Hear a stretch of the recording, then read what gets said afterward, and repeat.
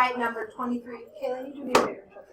If I want to look at number 22, and in number 22 it says, write an expression, slope-intercept form, given the line that passes through. First step, I need to find my slope, m equals. How do I find slope? Y minus y over x minus x. I'm going to do this for question number 22. I'm going to start number 23 and 24 all the same way, and number 25.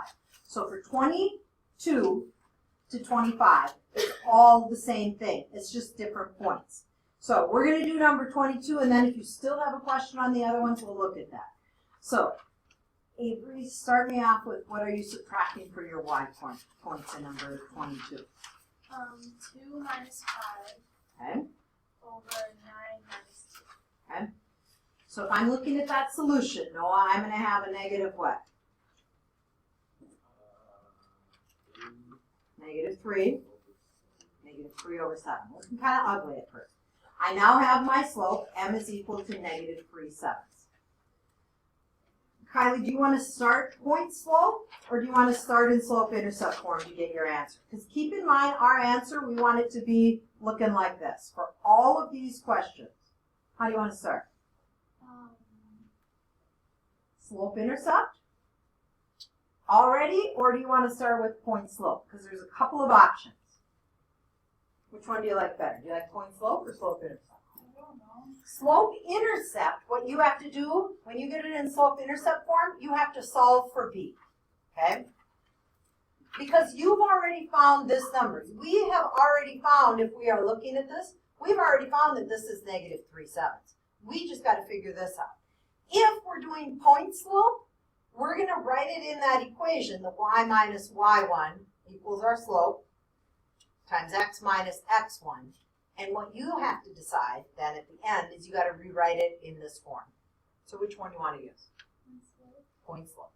So again, if we were going to use slope-intercept, you would have filled in this equation to solve for b.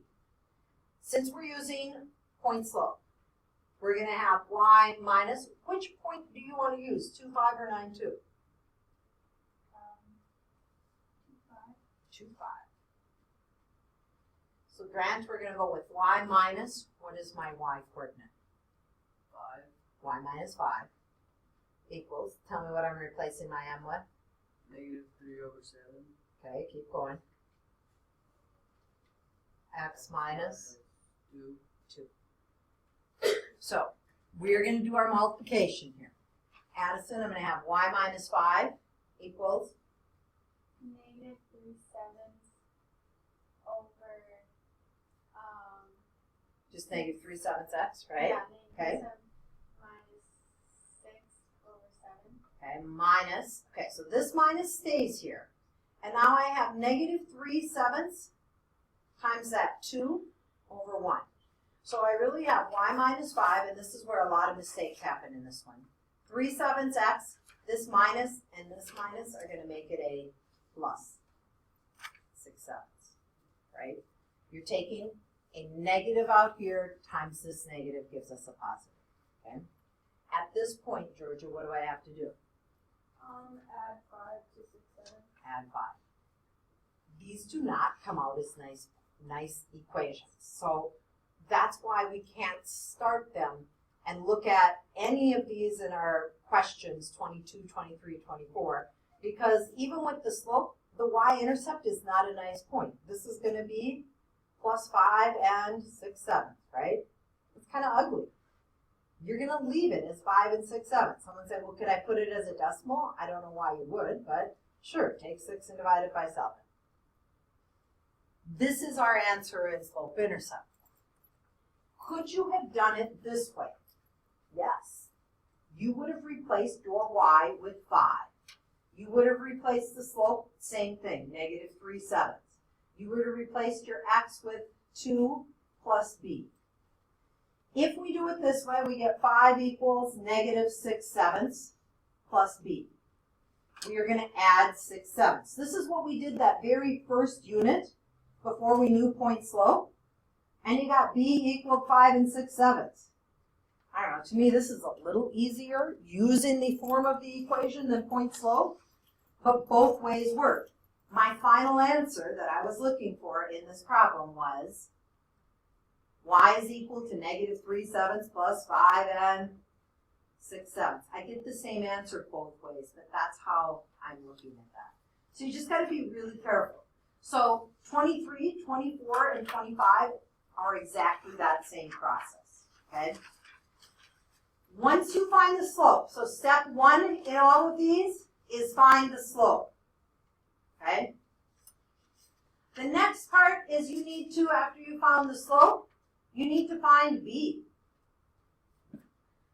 There's 2 ways of doing it. Using slope intercept and solve for b, or using point slope and finding, oh, this is what b is equal to. Both ways work, okay? So 23, 24, and 25, that those of you still have questions on. If you got those wrong, you didn't know how to do those, you now have this problem to help you out, okay? So use this that we just did to help you, okay? Use what we just did down here to help you finish those, okay? We are not turning this worksheet in until tomorrow when you take your quiz, because I really want to look at, did you do the work? Is this making sense? Because when we take this quiz, I want to see how prepared you are. Some of you, when we took that last test, I was able to kind of go back in your homework and review. You hadn't done it really. Like right before the last test when I had a sub, you hadn't done it. You left part of the problems blank. You hadn't done them. You have just an answer with no work. Well, if you're not doing well in the test and you don't do the homework right before to prepare for it, you're probably not going to do that well. And I'm kind of not looking at retakes when you haven't done the work beforehand. So make sure you take time tonight to do this work, okay? I would like you right now to turn in your notes to